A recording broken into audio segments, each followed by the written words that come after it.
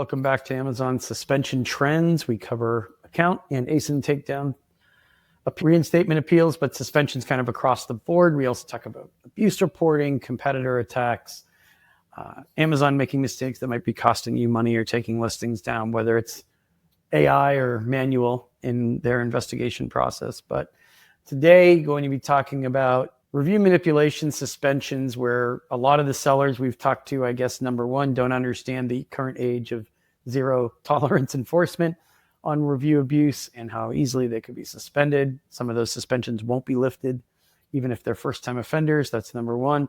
But number two, I just continue to have conversations with people about how could Amazon find what we're doing? All of it's offline. None of it's in buyer-seller messaging. None of it mentions Amazon or influencer marketing or maybe groups of buyers that they've cultivated through their website, D2C site, other avenues on social media channels over the years. They assume no one on the Amazon PRA, product review abuse investigation teams, will ever see what they're talking about. But they've been caught anyway, and their funnel has been exposed, and they were found to be manipulating reviews, manipulating sales rank. Obviously, any kind of violations of the code of conduct you have to expect nowadays, Amazon will enforce with the so-called zero tolerance level enforcement that they've been doing, which means account suspensions, of course. But also understand the logic that your competitors, if they have any brains or any time or any ability whatsoever, are hopefully probably watching everything that you do.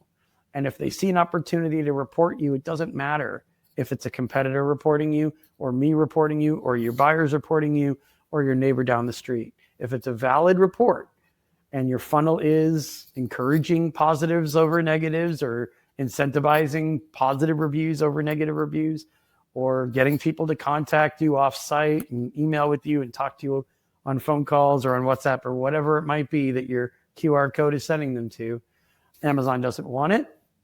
And also, they'll figure it out. Well, how will they figure it out? Your competitor is going to report you, right? They can find things on their own. I'm not saying Amazon has no ability to find out what sellers are doing and to crack down on it without abuse reports from external parties like sellers. But I'm saying it's almost guaranteed to come back to haunt you if you're doing something and just assuming, well, they're not in my unique, Amazon hasn't cracked into our code for our unique buyer group or our WhatsApp group or our Instagram, this or that. So they shouldn't be able to see the incentives. They shouldn't have any way of knowing. We only did friends or family. Somebody told me that a few weeks ago. We know we've vetted those people. We know they're only friends and family. There's no way Amazon would have found that we were doing these kinds of discount offers, special offers, free gifts, raffles, whatever it might be, contest winners. The age of all of that's over, right? If you're still doing that stuff and you made it this far, congratulations that you survived to this point.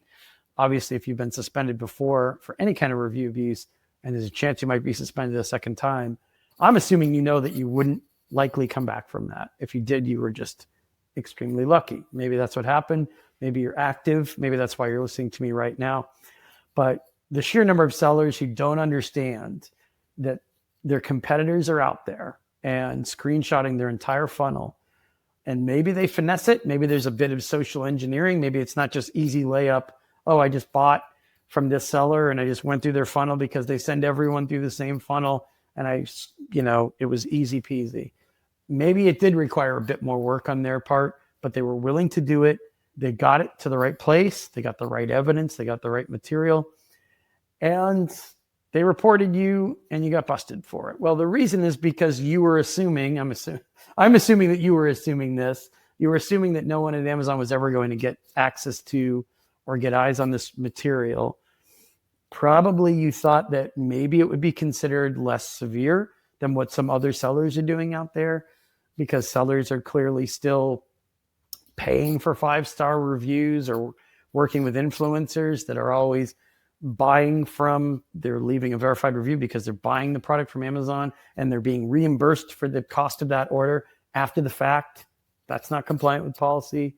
These things are caught and they're found and they're reported, they're discussed, they're examined, and they're investigated all the time. I probably shouldn't be as shocked as I am, but I still get surprised when I have conversations that the upshot of it is we don't think Amazon found this, or they ask me to explain how Amazon would have found it. And if it's something that could be viewed by anyone in the public, if it's something that any buyer could see, if they were properly motivated, if you were trying to get a positive review for them, any access to your funnel that they went through the paces, took some screenshots. I mean, of course, it got into Amazon's hands at that point, right? Sometimes it's not even that sophisticated. So I just want to make sure people out there understand the consequences of just making that false assumption and then getting punished for it. You might not get your account back, right? You might be suspended permanently. I've talked to numerous sellers all year long. Some of them were not reoffenders. They were first-time offenders. And Amazon just decided, you know what? The nature of this offense looks like most of your reviews were generated from this practice. Mostly what you've been doing is either illicit or you thought it was off the radar and it wasn't.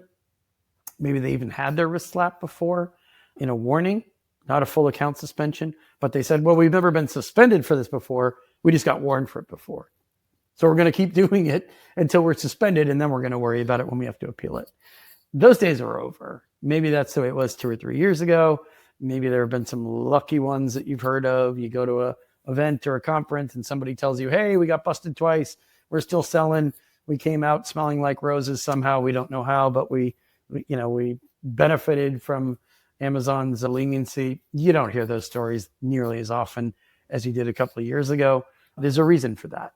Amazon's tired of this topic. Amazon's tired of being busted in the media or by the government, the FTC, whoever it might be, people like me.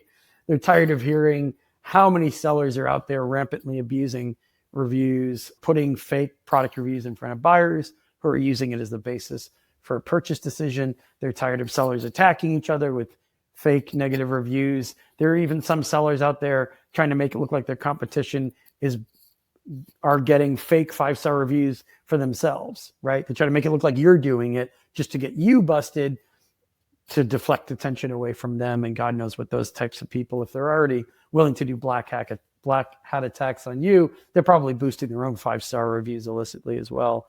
Amazon knows this is going on. They're tired of this topic. They're also very frustrated with people who are trying to fudge the policy along and fake that they're interpreting the policy correctly, but they're not, trying to finesse it. I mean, that's just not the right way to go with any of this. And they're not going to have any sympathy for you later if you try appealing it. So just a word to the wise. And of course, if somebody out there is doing exactly what you're doing, they might never get punished. You might get punished 2 times, 3 times for doing exactly what they're doing. I'm assuming the inconsistency in enforcement is obvious. It's publicly known. It's going to go on for a while, I would assume. I think that goes without saying.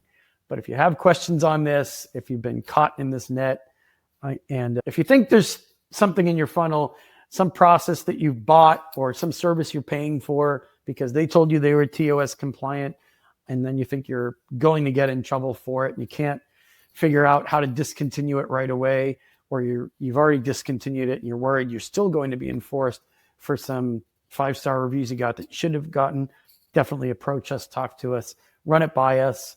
The sooner you clean up that mess, the better. And the sooner you have a strategy for appealing it in case Amazon performance and policy teams come calling, the better off you'll be and you'll sleep a little bit better at night. So questions on that, let us know, e-commerce Chris, or email me at chris, CHRIS, @ecommercechris.com.